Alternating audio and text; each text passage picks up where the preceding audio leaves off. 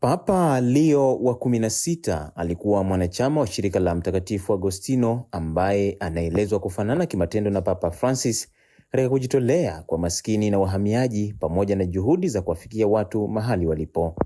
Kabla ya kifo cha Papa Francis, Papa Leo wa 14, yani Kardinali Prevost, alishika mojawapo ya nyadhifa zenye ushawishi mkubwa ndani ya Vatican, akiongoza ofisi inayohusika na uteuzi na usimamizi wa maaskofu duniani kote. Ni papa ambaye aliwahi kutoa kauli maarufu akisema, namnukuu,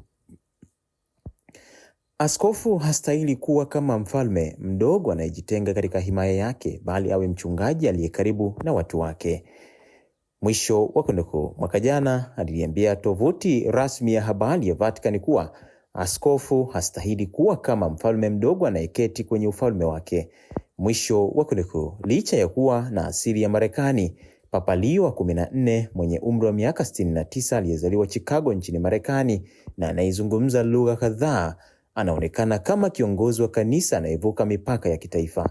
Alitumikia kwa miongo miwili nchini Peru ambako alihudumu kama mishonari, padri, mwalimu na baadaye askofu.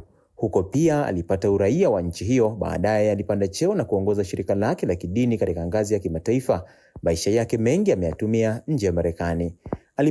Alipadirishwa mwaka 1982 akiwa na umri wa miaka 27 na baadaye alipata shahada ya uzamivu katika sheria ya kanisa kutoka chuo kikuu cha kipapa cha Mtakatifu Thomas Aquinas kilichopo mjini Roma. Akiwa kiongozi wa Augustino, alitembelea mashirika ya shirika la hilo duniani kote na anazungumza kwa ufasaha lugha ya Kihispania na Kiitaliano. Wengi humweleza kama mtu mnyenyekevu, wa heshima na asiye na makelele.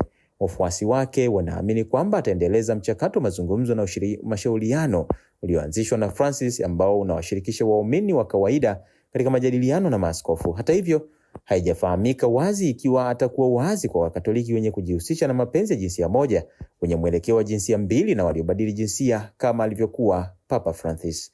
Ingawa hajazungumza kwa mapana juu ya suala hili hivi karibuni, katika hotuba yake kwa maaskofu mwaka 2012 alikosoa namna vyombo vya habari vya Magharibi na utamaduni wa kisasa vinavyokuza huruma kwa imani na vitendo vinavyokinzana na Injili.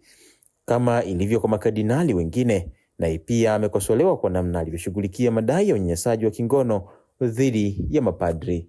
Endelea kufuatilia Mwananchi Digital, tutakusogezea kila update kuhusiana na papa huyo Leo wa 14.